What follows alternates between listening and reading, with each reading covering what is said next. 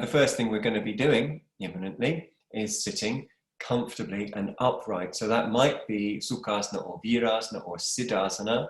If you don't know those poses, that's Kaila's in Siddhasana, so that's giving you a head start. You can see Kaila doing Siddhasana. That's the heels in line with each other, and cross-legged is Sukhasana, she's cross-legged, and then Vira, yeah, as Kathy is doing there, beautiful demonstration of Sukhasana. If you're sitting on more height than one block for Sukhasana, then I do very strongly recommend a blanket underneath your shin. So here I am on 2 blocks to give you an example. And we're going to put, if we're on 2 blocks, in Sukhasana, like this, and Kaila is in Siddhasana, which is like this. Now in Siddhasana, if you're using a block, you turn it this way around, not this way around. You should sit on it. So instead of it being like that, it's like that. Okay. Unless you have a cork or wooden block, in which case they're better to sit on still. And then Virasana, I would recommend 1 to 2 blocks, possibly 3, where the legs are folded back. Little screen adjustment, excuse me. Beautiful. So, let's see if we can go there. Or realize that we already are there. So sitting up tall, that's number 1. And you should use whatever you can use to facilitate that. That is to say, blocks and props of various kinds. Sometimes we think of blocks and props as some sort of indication that we're not good enough or something. It's almost the opposite is true. Using blocks and props is very traditional, and especially belts is very traditional. We hear in the Patanjali Yoga Shastra that there are lists of poses with props. So that's 1,500 years back, the Shastra. And then, of course, in various forms of Hatha Yoga, as we can still see in pictorial form, in Tibetan iconography and so on, belts are used very, very commonly and so on. So use a prop to push energy up. That's what we're doing, push energy up, or uprightness, or liveliness. You know, these are all, everything we say is a metaphor. Nothing we say that is actual reality, but it's all pointing to reality. And of course, reality, because it's interdependent, is beyond metaphors, because metaphors are describing a part of it. But you can't speak the reality that is reality, because it's interdependent and flowing all the time, so we call it prakriti, which comes from pra, which is para, which means like the ultimate, the furthest, the absolute, the most, sort of like very. And krit, which comes from the, or kriti, which comes from krit, which is to act. So it's sort of very acted out, it's very manifest, nature, prakriti. So sitting tall, breathing deep. Eyes can be closed if you like. The back of the neck should have length to it, but it's not, you're not pulling your shoulder blades up, however. It's easy to pull your head down too low and pull your shoulder blades up. We want the shoulder blades not to get pulled up. And then we're nasal breathing. And we're going to start with a very basic but powerful tantrik yoga technique of uchara, pushing a bija mantra up through what you imagine or map onto your body as a central channel. And that central channel has its terminus, its lowest terminus at the Muladhara chakra, which can be in the bottom of the heart region, or it can be, that's what's known as the khanda, so just below the navel, or at the pelvic floor. We'll take it at the pelvic floor. And the bija mantra we're going to chant together is haum, H-A-U-M, haum. We're going to break it down so it sounds like haum. And the important thing is that the end, the nasal bit, the haum, should be extra nasal.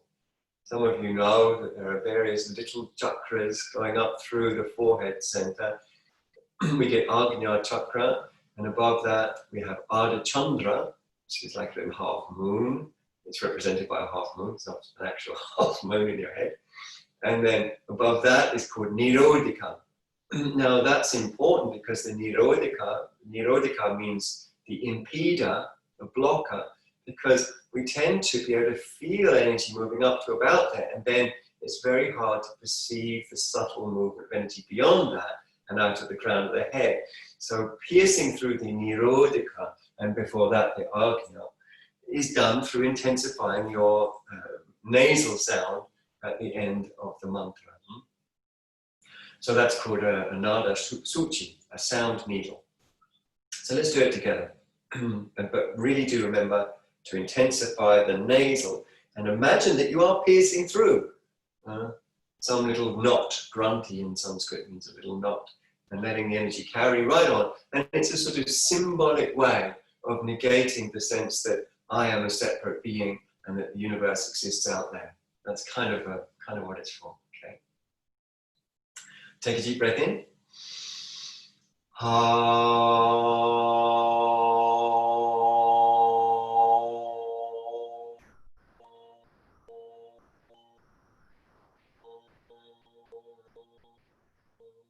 Right out the crown of the head, next one.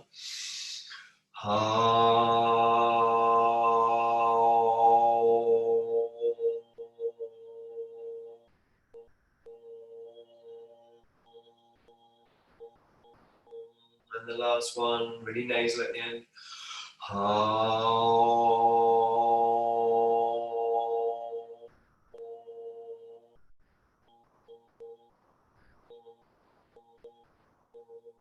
the end of that, you take a deep breath in with a deep breath out.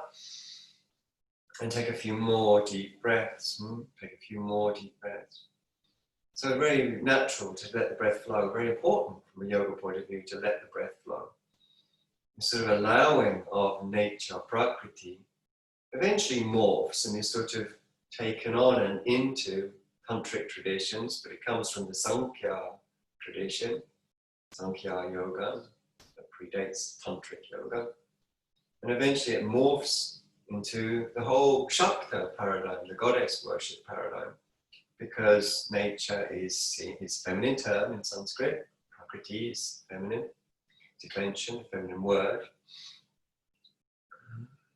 And the texts tell us, the texts like the Patanjali Yoga Sutra and Sankhya Karika, that prakriti is there for the enjoyment and liberation and clear perception of Purusha and Prakriti. So essence, nature and manifest reality are both understood. The Purusha, the essence nature, is liberated by feeling this interdependent field. Very simply because the interdependent field is changing all the time and interdependent. So it can't be grasped as mine. If you cross your legs, say for Siddhasana or Sukhasana, change the cross now, bring the other leg in front with whatever due care is appropriate. Drawing the buttock flesh out and back. And again, we want to emphasize lightness and height. We want to emphasize lightness and height, which you have to feel into. You don't fake it, do we? None of us are that kind of person. So we wait, we give it the time, we give it the attention it needs. We give it the movements that help it. We're looking for height. So movements on the pelvis might come, for example. We're going to send the same bija mantra. It's the tantric version of Om, which in the Upanishads is occasionally broken down into A, U, M, Aum. And then the tantras just add an H on the front, haum. So 3 rounds. Again, do your best to visualize it moving through the central channel, and particularly do your best to really pierce through this sort of blockage. And a blockage can take many forms, doubt, distraction, those kind of things. So pierce through and come up out of the crown of the head. So this is bringing together what is often metaphor is to bringing together Shiva, which is the sort of ground of being in all places, and Shakti, which is the phenomenological universe. So by rising up from low down to high up, you bring Shiva and Shakti together, who have never been separated anyway, but we've created the illusion of separation that then begins to melt through the practice. Take a deep breath into the first.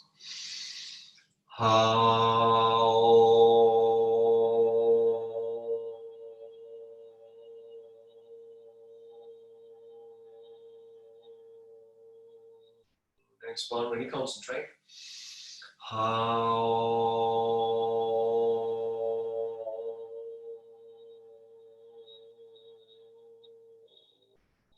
And the last one.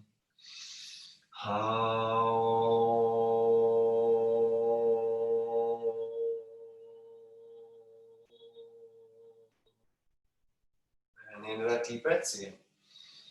Take a few, take a few.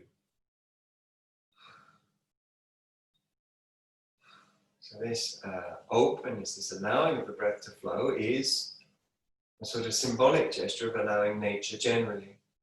Buddhists call it mindfulness, don't they? Well, they call it satipatthana, or just simply sati or smriti.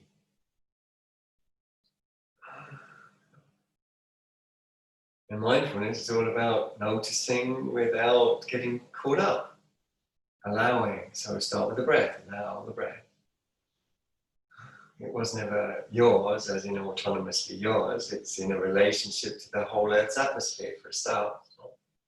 It's in a relationship to your nervous system, which is in its relationship to our society, what's going on in the society, so that's not autonomous. Okay, we're going to slowly open the eyes, and we're going to come off whatever lift we're on, and we're going to come into, of course, Adho Mukha Svanasana. What else would one want to do? That is down face dog on a Saturday morning. Perhaps it's a sunny Saturday morning for some, or an evening time for others. And anyway, it's a great pose to do whatever time of day. Hop up into it as soon as you're ready. Get your palms to really bed into the mat. Now that's the same theme. Prakriti, Purusha. In other words, getting every part of your palm through perhaps padding, perhaps moving your shoulders, perhaps a combination, and focus, getting every sort of cell to feel the contact that it has with the mat in a real honest sort of way. This is the same as opening up to Prakriti, allowing nature to be nature.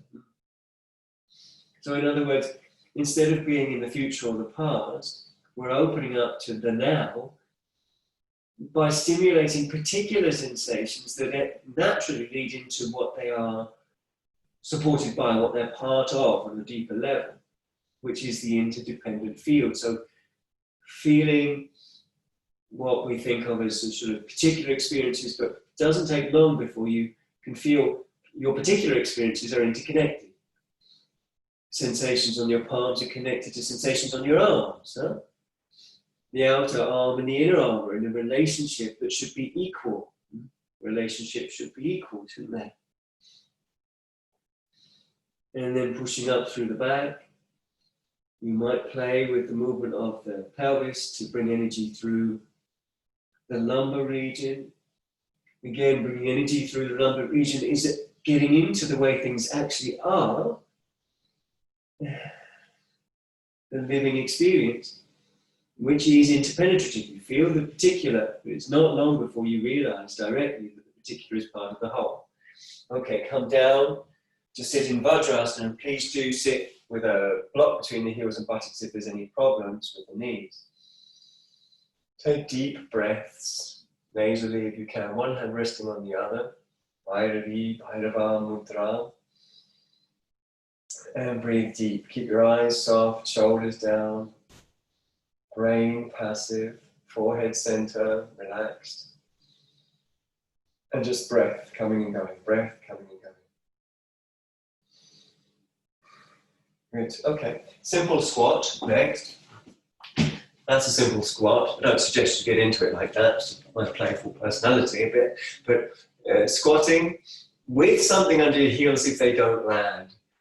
And let's not forget that many people's anatomy will inhibit the ability for the heels to go down simply because a bone presses against a bone.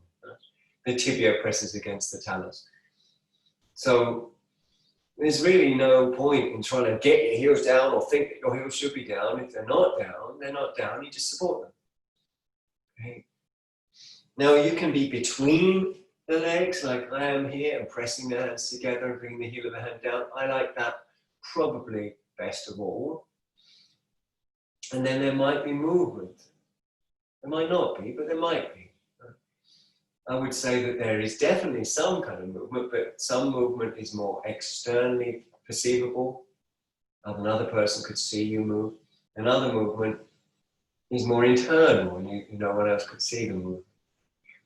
So for me, definitely my pelvis moves side to side, forwards, backwards, whatever it does, because I can feel I'm massaging around the tail. Massaging around the tail. So the muscles that connect the tailbone to the pubic bone, particularly. Deep, honest breath, super profound and important pose. And even if some people are quite easeful in a squat, not everyone is, of course. But if you are, don't think, oh, I might as well daydream. I might as well drift off. The great yoga practitioner is looking for the subtle. So as you move, look for where the breath is caught up at the same time as the body. So you might find an area like around the tailbone or around the buttocks or somewhere, around the back,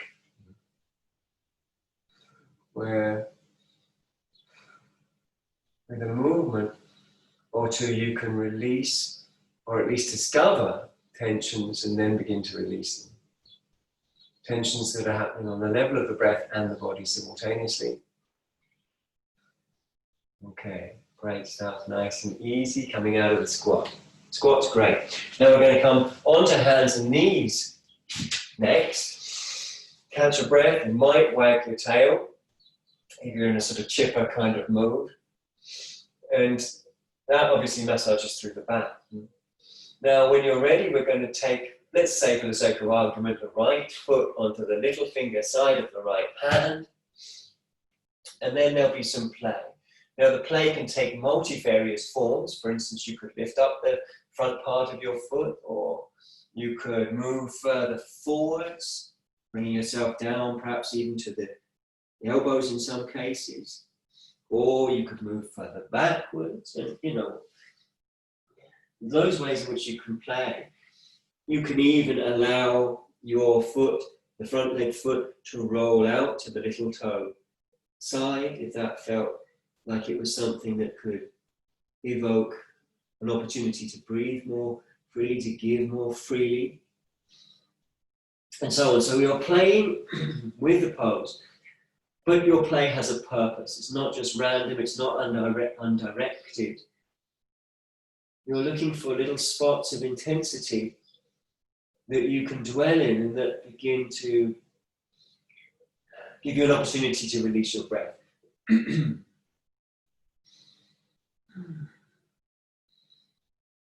Sometimes you'll find a hot spot, as it were, a point of sensation that's so rich that the tendency to grasp is sort of melted. The Sanskrit word laya or layanam, melted. Now, back to hands and knees when you're ready. Catch a breath or two. Wag your tail again. Breathe deep and free, spontaneously. Really stretch the intercostal muscles between the ribs as you breathe. And then when you're ready for the second side, bring the other foot in the same sort of position. And then play. And I've listed so many ways, and there are others. Lifting the front part of the front foot. Going forwards, going backwards. Turning the foot onto the little toe side. But it's not about doing as many things as you can do. It's about finding, exploring, and finding opportunities, moments, you could say, of intensity,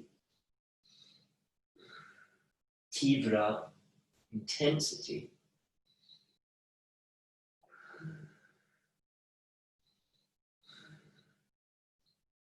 that are so intense that they melt grasping, they melt language, which is part of grasping. Language is an attempt to grasp reality and put it into concept represented by the words. But to know reality, as St. Augustine says, don't try and put the ocean into a cup. You've got to throw the cup into the ocean. If you want to, he says, if you want to know God, because he's St. Augustine, so that's the language he uses. But, you know, we could say reality, we could say the goddess, we could say Prakriti, we could say Brahman. We could say Dharmakaya if we were into Mahayana Buddhism.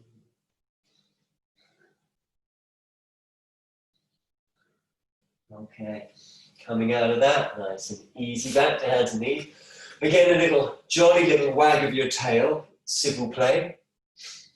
And so you just wag your tail in this sort of jolly way and take deep breaths. There's a little stretch that you might intuitively move into along the anterior spine, which we're very interested in stretching for multiple reasons, mostly because of the central channel, but there's anatomical reasons why there's benefit in stretching that area. Now we're going to bring the first foot again into the place, this time not to the side of the hand, but in place of the hand. In other words, the hand moves out of the way as the foot comes forwards. Then we're going to take the back knee back by lifting it, stretching it and landing it further back. And then you can lift and replace the knee several times until it feels right, not just in terms of the knee placement, but in terms of the stretch in the groin, in terms of the alignment of the various fascia and tissue, or myofascia, we should say, to shorthand the whole thing. And then we're going to climb up onto the leg like this. It's all about, from my point of view anyway, the groin of the back leg, the inner groin of the back leg.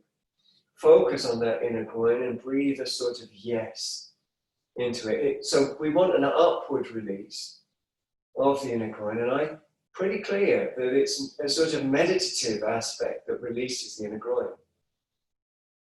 It's a sort of attitudinal. So we have this word mudra, which in traditional yoga means a poised attitude that may also have a physical correlate, you know, a physical poise. Now we're going to raise the arms up, breathe deep and honest. Keep saying yes, as it were, to the stretch by visualizing the inner groin and visualizing an upward release, which happens everywhere, you know, because everything is everything because of interdependence. So, because everything is interdependent in the entire universe, you can go back to that interdependence, which we can use a sort of particle physics thing to as a metaphor, the wave particle theory.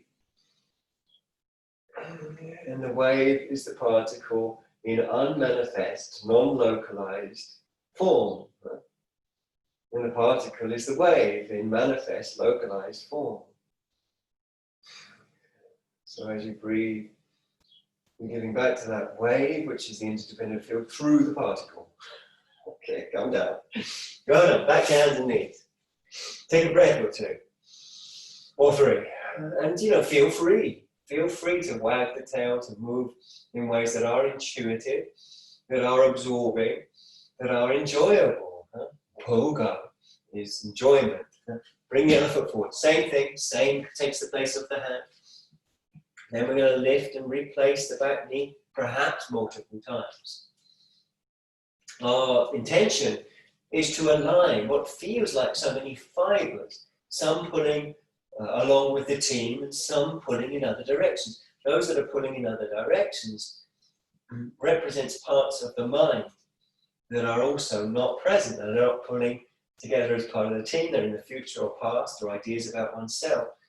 In other words, what we're doing is realigning our map of reality so that it's more and more square with reality. And that means that our life has less and less conflict in it. Now we're going to raise up when ready, one hand on top of the other, on top of the leg. Focus, please, on your inner groin of your back leg and on the feeling of upward release. So there's an upward release, 2 words, both should be honored. Upward release. Upward release. You can raise your arms up if you want, or keep them on the leg if you want. Upward release on the inner groin. So it's definitely a meditation. In other words, an absorption. If we just translate the word meditation to absorption, it's more accessible in some ways. An upward release. There should be light tone on the tummy, a sort of buoyant, intelligent buoyancy to the pelvic floor. Intelligent here means responsive, communicative.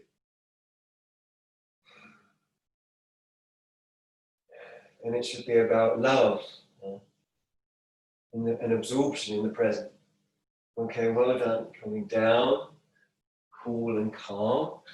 Back to hands and knees, where I suggest another wag of your tail. Take a few breaths. And obviously, perhaps you know your Chinese sign, and you can imagine your appropriate tail. If you're a rabbit, you've got a little fluffy tail. If you're a pig, you've got the curly whirly tail. If you're a horse, you've got the squishy tail, and so on. Anyway, we're going to bring one knee, let's say the right knee, directly behind the right wrist, where it's going to stay. We're going to bring that foot then across the body, right, diagonally, and stretch back the other leg. Now, it's important to mention here that if there's any discomfort in the knee of the front leg, what you must do immediately and straight away is lean towards it, right? Even if it's mild. Because what that will do is take some of the pressure off the medial aspect of the knee, which is 9 times out of 10 where people are getting problems, and bring it more into the hip. So you've got pain in the knee, lean towards the knee. Obviously, if you don't, then don't. We're going to stay in the more upright, which is, you could say, traditional, depending on what we mean by traditional. We can say, so sometimes we use traditional to refer to a traditional form of modern postural yoga, so it's still modern. Huh? And that's what I'm using it here. So the school's derived from Krishnamacharya. Light tone in the tummy. Again, stretch, focus on the stretch on the inner groin of the back leg. And it's just as much psychological, emotional as it is physical. It's also respiratory. So the release is upwards. Some people, me for example, find it better to have one hand on the thigh, one hand on the foot, because if there's a sufficient range of motion, you want to occupy that range of motion to take full height. Huh? But for some people that doesn't work at all. Wherever you are, look at taking height through your spinal column. So it feels like there's space. Don't worry about what it looks like, it's what it feels like. A couple more breaths as you are. Jaw passive. Saying yes. Sanskrit word for yes is Om. Om.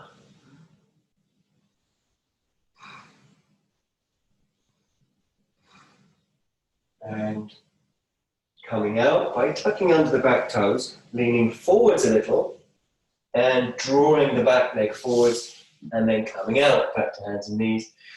Where you can catch your breath. Again, have a little wiggle. Perhaps if you're in a playful mood, you can visualize your tail. I know some people are born in the ear of the snake, and that's the whole of you then, isn't it? It's kind of tail-like. Or the ear of the rat, that kind of sort of firm tail that the rat has, and so on. And once you've had a good wag of your tail, sorry, I haven't mentioned your Chinese sign, monkeys and dogs and so on, bring the other knee to the back of the other wrist and bring the foot diagonally across the body. Take your time to stretch back and feel the moment to moment. The more the hip gives, the less chance there is of any discomfort in the knee. But remember, there's an easy solution, if there is discomfort in the knee, to lean towards it. Sort of counterintuitive, but it does work best. Huh? We can talk about why, but I do tend to talk a lot, don't I? So try not to talk too much. Back to center, breathe deep. Breathe deep. Look at your stretch and your ability in the present, whatever that is, to say yes. Or to find the areas that are currently not saying yes. And give them whatever it is they need to do so. So some parts of the body aren't saying yes because somewhere in our nervous system we're attaching to something in the past or the future. So for the body to say yes, you have to let go of whatever it is you're attaching to the past or the future. And this is called emptying out. And it's the central practice of yoga, emptying out. Our society values filling up, doesn't it? Plenty to eat, plenty of things in your house, lots of friends on Facebook. Get many things as possible. But yoga values emptying out. And this is an attitude. It's not. I'm not saying that you have to get rid of your record collection or something. God forbid. I'm just saying. The mental attitude is one of giving whatever is required to give, because attachment to the past and future isn't the past and future.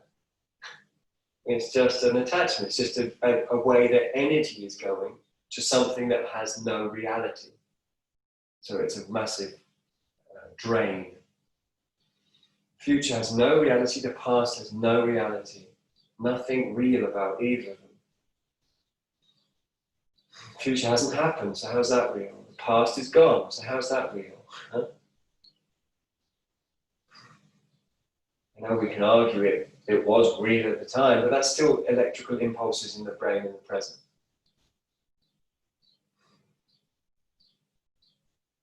Okay, well done. Coming forwards to come out, tucking the toes, coming up and out. And into Adho Mukha Svanasana, but will you do a generous stride on this one? Take your feet really wide, and also your hands really wide. So for some reason, I always think of Komodo dragons, and when I do this wide pose, because they seem to have this very sort of wide way of walking. And so pushing through again intuitively, in a way that we could describe as breath-centered. Sparking up every part of the palms. Imagine them like little cells. Every single cell touches and sort of lights up. And then it kind of darkens down again and another lightens up. But eventually, through commitment and repetition, one can get this extremely meditative experience of an authentic feeling of every part of the palms touching the floor.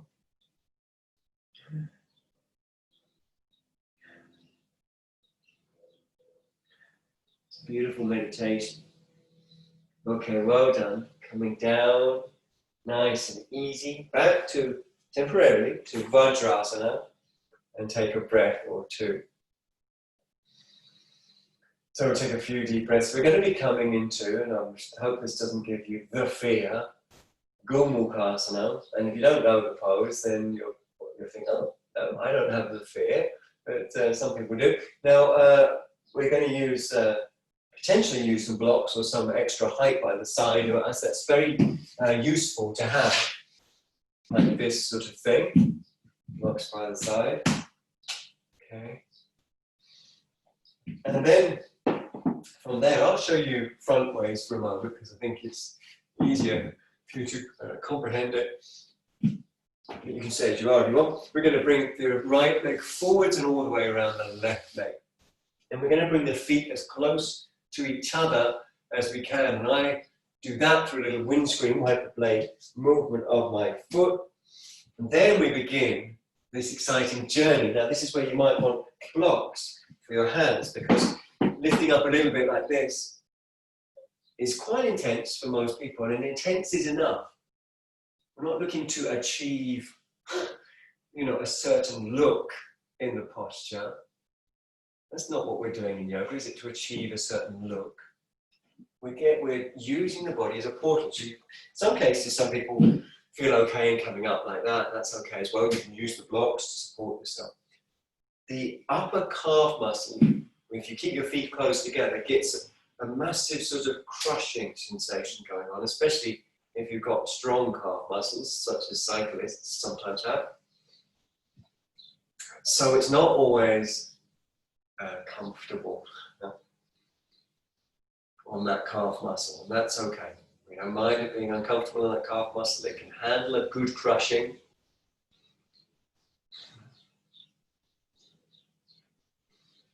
Breathing deep into it.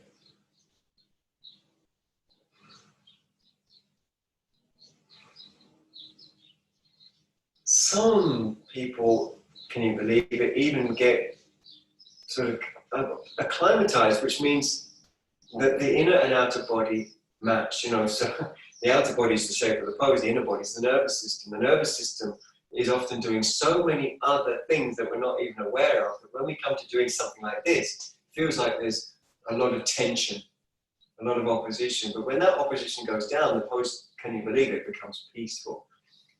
If that happens to you, and it is as much attitudinal as anything, then you can potentially free up the hands. It's not likely, but it's possible. And you could have your hands in prayer, or you could even clasp. Whichever leg is on top, you take the opposite arm, and you clasp the two hands behind your back. So this is Gomukasana.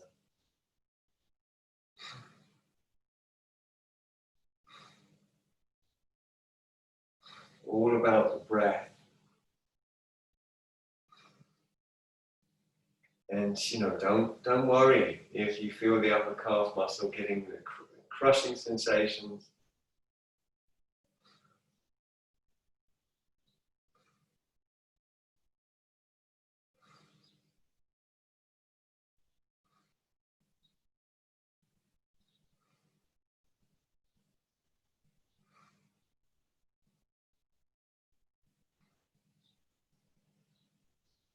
Okay, gently release. You won't need to be told twice, probably. And then come out. Sometimes it gives you a little kick on the way out if you're lucky, like a sort of obstinate donkey. Okay, now you're back to hands and knees. You're maybe taking a breath, maybe loosening off, making sure you're not building a story, and then bringing your other leg all the way around and working on your top foot as close to your bottom leg foot as possible. There are certain adjustments that you'll need to make yourself comfortable, even more particularly if you're a man. So don't suffer unnecessarily. You know what I'm saying? Okay, so coming up and breathing deep. So it's the calf. And I say coming up, you don't have to. You can be forward like this. It's like, it should be tolerable. It should be something you can begin to meet, rather than something that's just happening to you and you're just bearing it. You know, it should be something you can begin to meet, to sort of enter into, as it were, a conversation with, not a mental conversation, but a sort of relational conversation, where what is resistant, showing up as tension, tightness, discomfort, is acknowledged as what it is, which is an old pattern, a pattern that's not relevant to the present moment, because the present moment is Gomukasana. And if your body is holding tension that's not allied with Gomukasana, then it's an opportunity to let that go. And that tension will be associated with a view, an opinion, a habit. So that's why in yoga we talk about nadi shodhana, cleansing your nerves.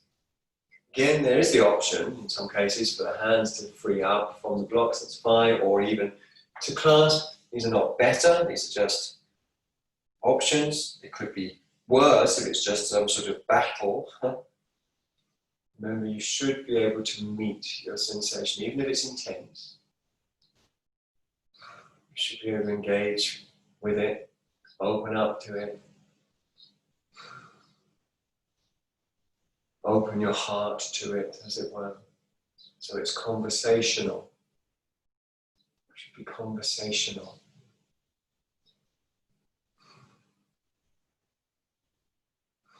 Deep, expressive breath.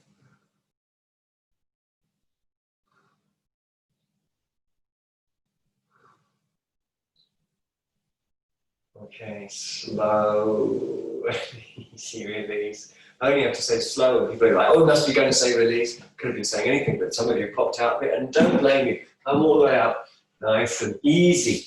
Now, what we're going to do next, if possible, it's great to have, well, it's really useful to have props, depending on the length of your arms. So I'm going to grab, these aren't really props as such, but they are in our kitchen, and they're kilner jars, right? Just to give you an example of things, this one has lemon verbena, and this one has peppermint. That's irrelevant, I just sort of share a little bit of my life. But the point is, you can use something of equal height. You could use blocks if you've got those, that'd be ideal if they're at equal height. You could use whatever, I don't know, you can find something, right? Two things of equal height that are firm, not, you know, it can't be two porcelain china cups, that wouldn't do. It's got to be firm. A couple of bricks. You can even use two chairs of the same height. Actually makes it even easier still. You're going to cross your legs, as it were, behind you.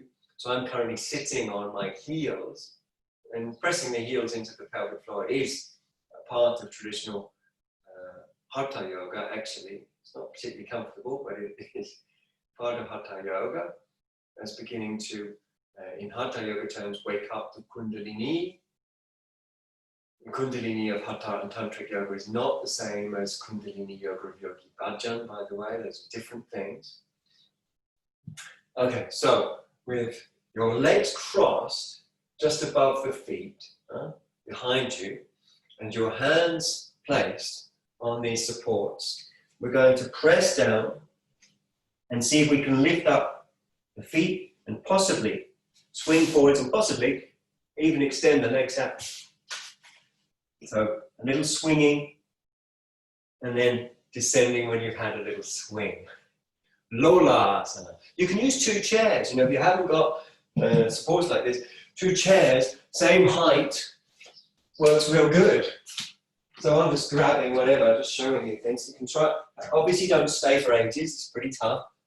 Here I'm using two stools, for example. You could use two stools and swinging that way. Some people get very excited with all this swinging, and it's good and right if you do it. Okay? So it's a little visit to Lola asana.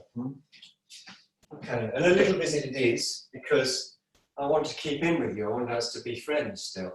Not everyone loves Lola asana. Now, for a man that says he wants to be friends with people, my next choice is an odd choice. I'm going to ask you to do one press up. Okay? One press up. But yogic press up, that is to say, oscillating between two poses, Kumbhakasana and Chaturanga Dandasana. Let's do it together. Kumbhakasana like this. So the arms are straight. There's a sloping from shoulder blades to buttocks, from buttocks to heels. And I'm allowing plenty of movement. Sometimes the movements are fairly small, forwards, backwards, left and right. And they're serving a sense of being able to connect with the pose in the moment. Now from there we're going down to Chaturanga Dandasana, that's where the body hovers in a straight line above the floor, and then we're going to press back to this. So when you're ready, and then pressing back on the exhale. And I'm sure you have had various levels of success. And looking around, of course, many people try their own versions of it. We're not going back into dog pose. Once you go into dog pose, I'm afraid that counts as a sort of cheat. So, you know, because we're not swinging back like this, we're coming up and down between those two postures. We're going to do it one more time. We're going to have a little rest. Have a little rest. Catch your breath. Be calm. And one more time. Shall we do it together? Okay. So, Kumbhakasana. To Chaturanga Dandasana. Shoulder blades deep into the back ribs. Back up to Kumbhakasana, and that's all. Okay?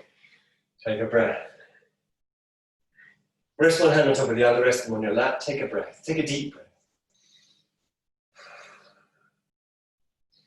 Take a few deep breaths. Take a few deep breaths.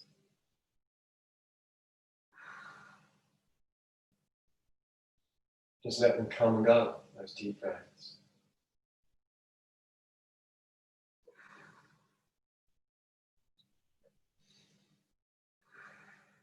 And follow them. Follow them.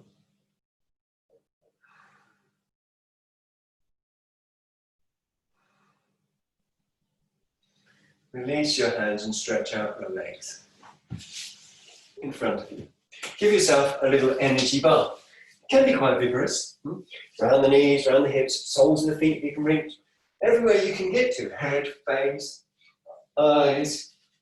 Absolutely. Central part of traditional Hatha Yoga is energy bars. Absolutely. Central part. And what you want to try to do as much as possible is get everywhere that you can. You know that little bit that's hard to get when you're putting your sun cream on. Don't try too hard, but see if you can, you know, you don't want to burn on that bit, so you've got to practice this. Okay? Once you've got that energy spread everywhere, Jnana Vayu, then I hope you feel quite vitalized. Huh? We're going to bring our hands back behind our bums. We're going to bend the legs so that the soles of the feet are on the floor. The legs are roughly 90 degrees. The hands are behind the bum. We're going to tone the belly in a wave. That is to say, it draws in and up. So the belly goes in and up. Then we inhale. We exhale. Inhale to lift the pelvis up. Exhale to take it forwards. Inhale to lift it higher again. Head goes back with the chest. Breathe normally. Move on the 4 points in contact with the ground, hands and feet. Use movement intuitively to keep your chest over. Release your head, but keep your chest moving with it. And jaw soft, eyes soft, intuitive movement. Well done. Come down calmly, slowly, to cross-legged Sukhasana. Draw the buttock flesh out and back. Sukhasana. Palms face up. Breath should be deep. We'll take a few deep breaths. Take a few deep breaths.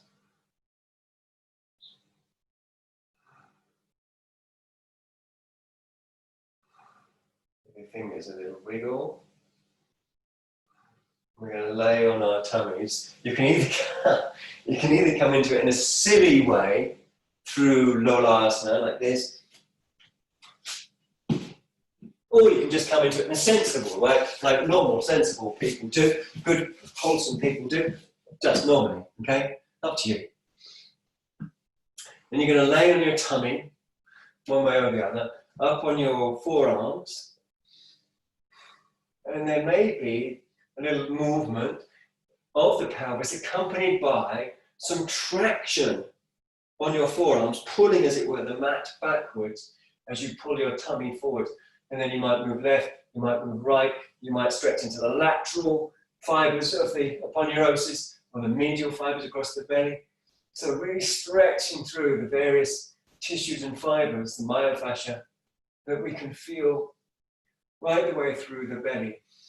So we're talking about the fascia that's near the skin, the superficial fascia, that holds the fat cells. we're talking about the aponeurosis, the sort of rectus sheath, the abdominal sheath that goes around the rectus abdominis. We're talking about the connective tissues within and around and as part of the muscles themselves. We're talking about the visceral fascia around the organs, getting really deep into all that. Stretching the legs back and almost flicking them back to extend the inner groins and to turn the thighs to face straight down. We're going to extend our arms and bring our fingers on the floor, fingertips. Have your hands cupped if you can. There are some exceptions to having the hands cupped. If you have arthritic fingers, then it just feels horrible. But you can make up for that by having your hands, for instance, flat down on a block instead of having your hands cupped. So if you've got a knee problem, such as arthritic fingers, then do please put your hands on blocks instead. And take a few breaths here. The gluteus maximus has fibers that are hip extenders, and it has fibers that are external rotators of the thigh bones. We want to keep the external rotating part switched off. So that's just about attention. So the gluteal muscles are, of course, toned, but they're not squeezing towards each other. And we're breathing into that.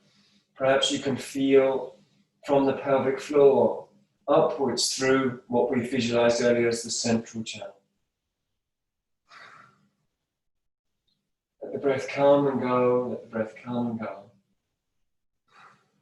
Keep tuning in on the pelvic floor. So this, of course, is a version of Shalabhasana, the locust. Okay, one hand on top of the other, rest your head on your hands and take a few deep breaths in this pose that's known as Makrasana, which is commonly translated as crocodile because in later iconography, the Makra takes on more and more of the look of a crocodile, but it's just really a mythological sea creature, the vehicle of the god Varuna. Now we're coming back up onto our elbows when you're ready, and we're going to stretch the tummy, stretch the tummy, so suck in the belly and move side to side and create traction on the mat and enjoy it too. Move in ways that feel absorbing.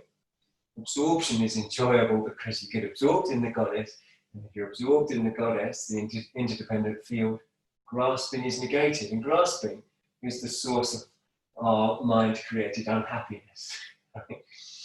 Okay, so when you've extended, and you can flick the legs back as well and stretch the tummy forwards, get the polarity of those stretches moving in different directions. And then when you're ready, we're going to reach for either the shin, the ankle, or foot of one foot at a time. So you hold one for a bit and then go to the other, or both together.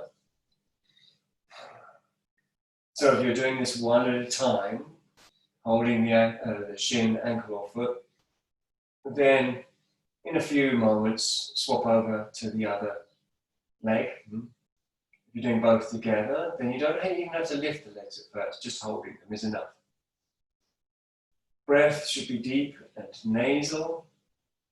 And if you want, if it comes from the center of the body, sure, then feel free to slowly rise up as you deepen the spinal column into the back body. So from the back to the front, the spinal column deepens into the body. And you raise the chest up. Come down calmly. Rest one hand atop the other. And you're back in Makrasana with your head down. Take some deep breaths. Take a few deep breaths. Really nice just to follow the breath. It's really nice just to follow the breath.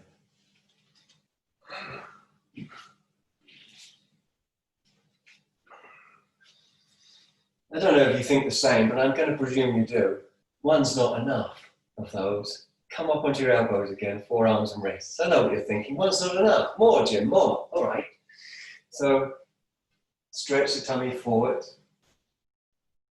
Breathe deep and really stretch it. Really use the traction of your arms. It makes a huge difference to how the pose feels if you prepare well.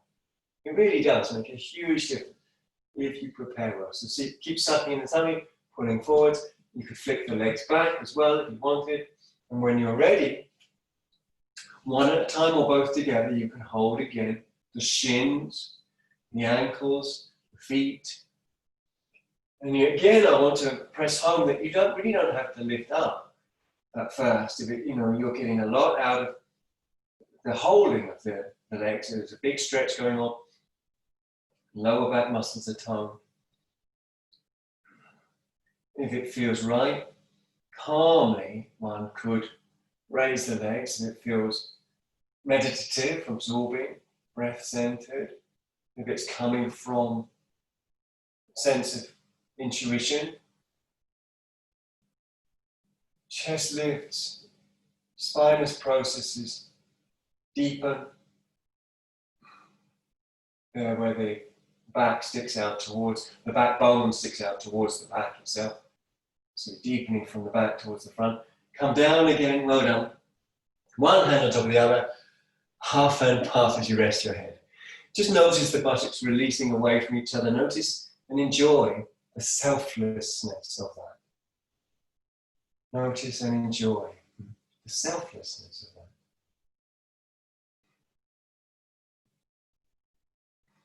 Breath deep, eyes soft, brain soft.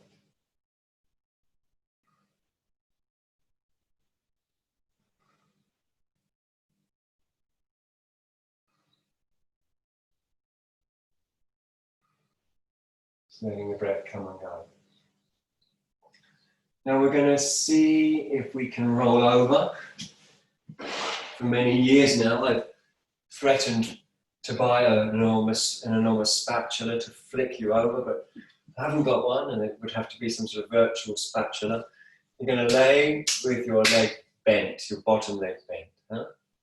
90 degrees between calf and thigh, 90 degrees between tummy and thigh, extending through the inner groin, top of the inner thigh, making space by lifting the leg and playing. Lila, Artha, Lakshana, play, purpose, signs.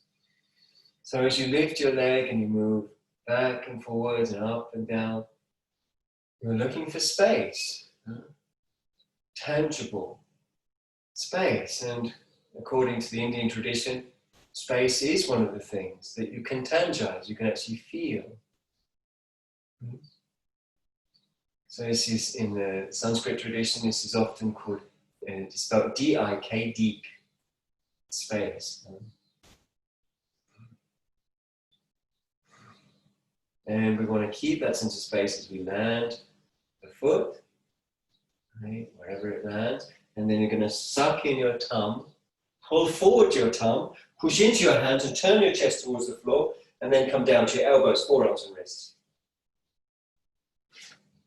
And take a few breaths there. There could be movement. We are, after all, trying to turn around the intestinal area, which is a kind of very large area of tissue folded back on itself, as it were, that we can really massage around and guide around through repetitive movements, left, right. So in other words, if you're moving, every so often, see if you've made a bit of space by sucking in your tummy, pulling forward your chest, and just turning the intestinal tissue round a little further. You can do that again and again and again, and we know there's lots of research now into gut health being connected with mental health. So massaging the intestinal region, very, very helpful in bringing more blood into the region, in bringing more flow into the region, taking toxicity out of the region. And we hope allowing nature to create some balance in the region, thereby making the space for nature to come in. Okay, top leg on top of the bottom leg, just curl up, push with your hands, curl up, come up, and then when you're ready, calmly coming back down. Same thing, isn't it? Exactly the same thing. The leg is bent, 90 degrees between your thigh and tummy. Check these, please. Thigh and tummy, 90 degrees, yep. And between your calf and thigh as well. And then focus on this very meditative discipline of feeling, tangizing space. So according to the traditions, and of course various traditions talk to each other, but let's just take Vaisheshika for a moment, the tradition that's sometimes called Indian atomism. In some of our experience, we presume through inference, and some we can feel directly. And space is said to be one of those you can feel directly. Right? So tangize that sense of space, feel into it, lift the leg, land it, and lift and land it. So you've got a clear sense of openness around the insertion of the psoas and the origin of the adductors. Suck in the tongue, press down, lift, turn, down again to elbows, forearms and wrists. Catch deep breaths. Play, see if you can massage not just the intestines, but also the connective tissue on the back of the body, the thoracolumbar fascia. Excessive tightness in the thoracolumbar fascia is sometimes the cause of back pain that's otherwise difficult to diagnose. So if you've eliminated problems with the sacroiliac joint, if you've eliminated problems with the discs, if you've eliminated problems with the piriformis, and you still don't know what's causing the back pain, thoracolumbar fascia is a good candidate. Hypertension in the thoracolumbar fascia, in other words, a build-up of fascia that's too much, too thick, inhibiting flow and pressing on nerves. So this is melting that fascia as well as turning the intestines.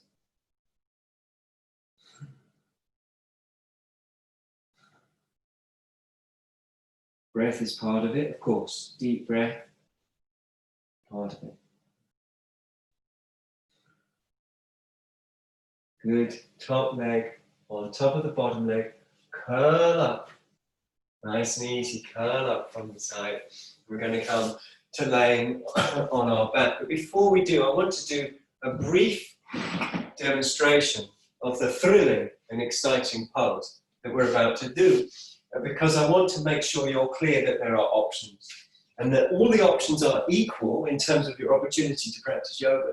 So brief demonstration, have a quick look, and then you'll do it in a second. So first thing, everyone can do this, right? Put their hands on the floor, fingers are facing towards the toes. And then the next stage, quite simple, you draw the belly in and up, and you push onto the top of your shoulders. So from the back of your shoulder blades onto the top of the shoulders. So from here to here. Very simple. From here to here. Once you come onto the top of the shoulders, you walk your feet in, fairly close, tone the tummy again, and either with heels up or down, you lift your pelvis up. And here, you can move your pelvis left or right to find more integrity of the pelvic floor. And this stage, perhaps is only followed by, for most of us, by one more, and that is one more reiteration of coming further onto the shoulder tops, away from the shoulder blades, onto the shoulder tops. Now, next stage isn't for everyone, but you might be interested. You can do it with the heels up. You come with a toned belly, it draws in and up, to the crown of your head. Once on the crown of the head, the next part is very important, and that is that you roll your chest in that sort of direction. You roll your chest in that direction as you roll subtly, very slightly, on the back, towards the back of the head from the front. So you move towards the back of the head as you barrel your chest through your arms. And if you maximize that barreling, then when it's time to lift up, it's not that hard and it's not too strong on the wrists. You can do it with your heels up, or you can bring the heels down without losing the height, and then it's all down to tummy tone and stretching of the groin. Okay, anyway, that's me enjoying myself, and I'm just enjoying myself. shouldn't be on your time. So lay on your back. We'll go through those choices. Now you get to enjoy it. Urdhva Dhanurasana. So first thing, putting your hands under your shoulders. Everyone can do that, right? Good. So fingers go under your shoulders. That's it. Great. Next thing, light tone in the tummy, like a wave, it draws in and up. And then use that moment to scoot yourself from the shoulder blades to the shoulder tops. Huh? So do that now, just a little scoot. That's all it takes. Good, perfect. Then you lift up your pelvis, up off the floor, and you can move the pelvis in various directions, up, down, left and right, to create length and to create integrity at the pelvic floor. And for most people, it's more than enough. It's more than enough. Huh? In some cases, you can get one more little scoot up onto the top shoulders. So I think everyone can do this. So scoot one more time, get more onto the top of your shoulders and less onto the, away from the shoulder blades. Good. Now, less common, but you might walk, some people want to walk the feet in, lift the heels up and come to the crown of the head. So you walk your feet in, lift your heels up, but most people not for everyone. This is just for some.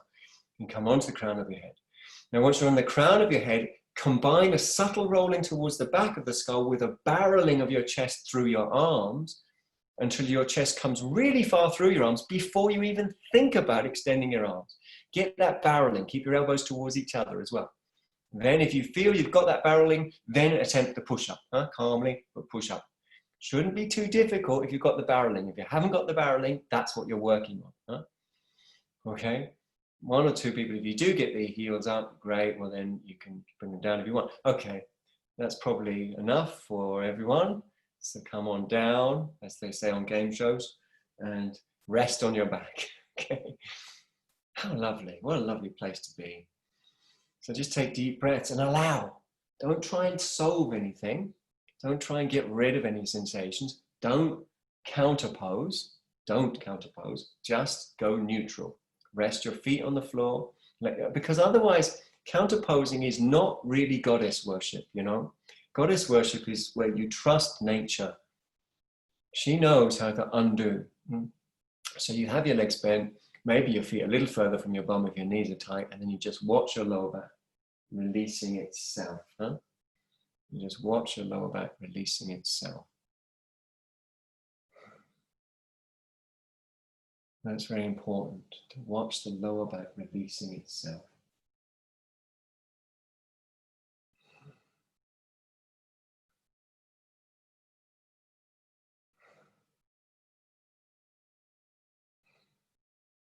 Okay. I don't know what you think, but I think that you think what I think, which is what I think is that you think that we think we could do that one more time. What do you think? All right, I'll take that as a yes. So one more time, I'm going to join you. I can't resist it. Laying on your back, let's do it. Come on, there's only one more time, and then that's it. Fingers underneath your shoulders, remember? Feet quite close to your bum. First thing, lightly toned tummy, pop up onto the top of your shoulders. Don't even lift your bum, just come to the top of your shoulders. It's a really good action to learn. It's actually a great pose in itself to release subtle tensions that have big consequences in the neck, in the trapezius. And next, we're going to bring the feet closer and lift up the pelvis. And again, we're looking for pelvic floor integrity, moving left, moving right. So this is essentially Setu Bandhasana. And there's so much you can explore. We don't want the gluteus maximus to be pulling the legs out. And then when ready, another movement further onto the top of the shoulders. And that's where some of us we've got enough going on. And then one or two, perhaps with the heels up, come to the crown of the head. And then see if you can get this very important action rolling towards the back of the head very slightly, very subtly, millimeters, micromillimeters, as you barrel the chest equally. So the movements are related completely. And the barreling of the chest is the most important part to ensure before you lift up, so you can lift up if you feel ready or willing or able. And breathing deep with a light toned tummy. If you're not lifting up, you can still be concentrating on the pelvic floor, moving left and right and so on, finding the pelvic floor. If you've lifted up with your heels up, you can keep them up or bring them down, but don't lose the height. Don't lose the height. Okay, that's enough for everyone, I'm sure. Come down, Walk your feet a bit further from your bum. Make sure your neck's extended, palms facing up. Catch your breath. Imagine each exhale says yes, yes. Or you can just replace that with haum, which means yes. Each exhale says yes.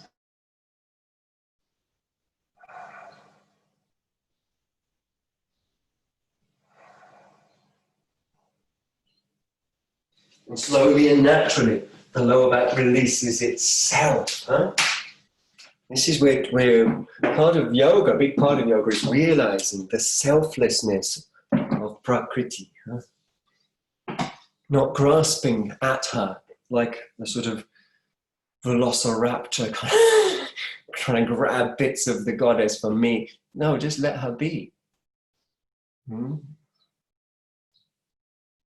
Now we are going to be coming into Shavasana, and you can stay with bent legs if your back's a little tight still, or if your back feels fine to lay down straight, then lay down straight. You can make sure you're nice and warm.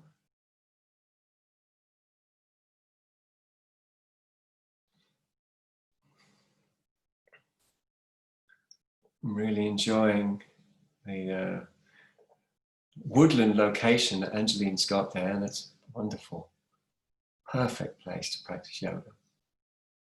Palms face up, shoulder blades tuck under, hands away from the body.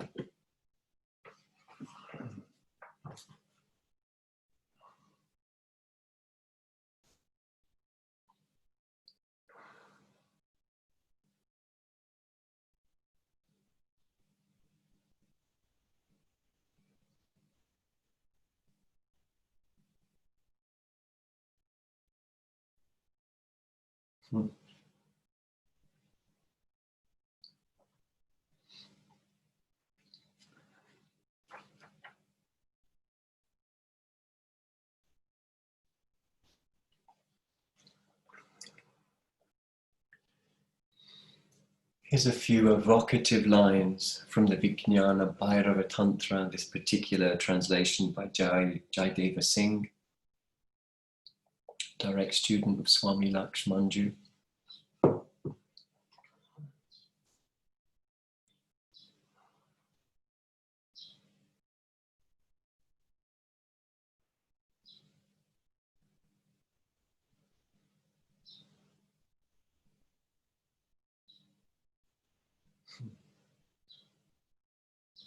On an occasion of great delight or intensive experience, one should lay hold of the source of such an experience, the pure spiritual throb or vibration, and meditate on it until the mind is deeply steeped in it. She will then become identified with the spiritual principle. Such an experience vanishes quickly. Therefore, one should seize it as soon as it occurs. When one experiences the expansion of joy, of savor arising, for instance, from the pleasure of eating and drinking, one should meditate on the perfect condition of this joy. Then there will be supreme delight.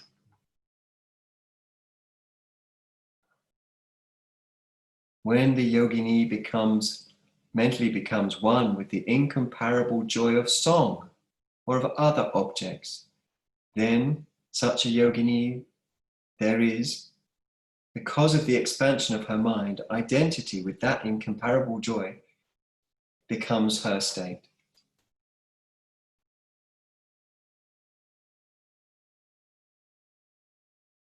Wherever the mind of the individual finds satisfaction, let it be concentrated on that. In every such case, the true nature of the highest bliss will manifest itself.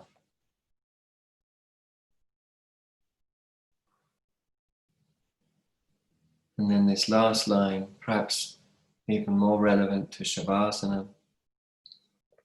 When sleep has not yet fully appeared, i.e. when one is about to fall asleep but is not, and all the external objects, though present, have faded out of sight.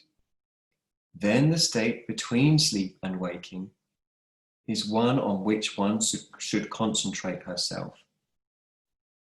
In that state, the Supreme Goddess will reveal herself.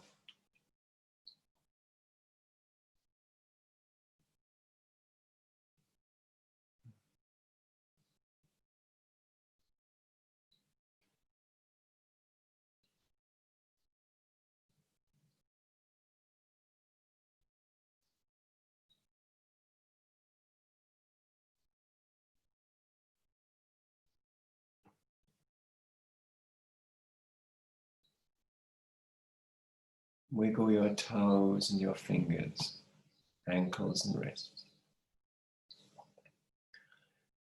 And when ready, bend your legs and place the soles of the feet onto the floor. A little tuck under the buttocks and a deep breath.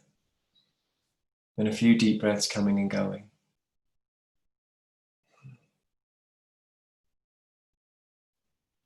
Roll onto your left side when you're ready.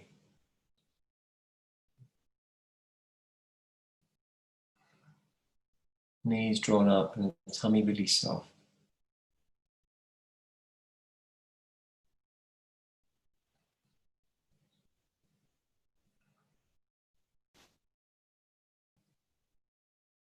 Again, when you're ready, roll to your right side.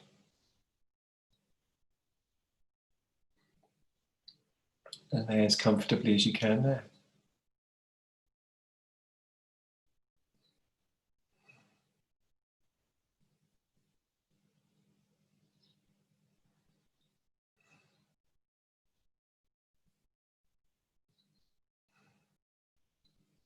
Coming round slow and natural by letting light and colour in. You might rub your eyes, you might run a hand through your hair or shoulders, across your shoulders, or stretch out an arm or a leg.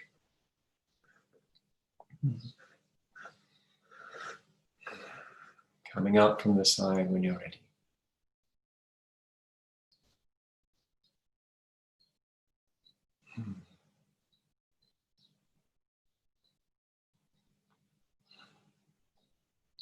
Haum.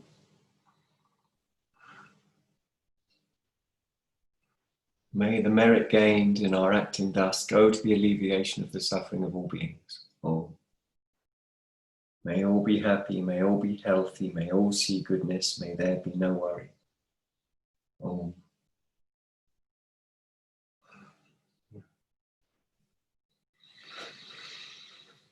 Thank you so much for your time.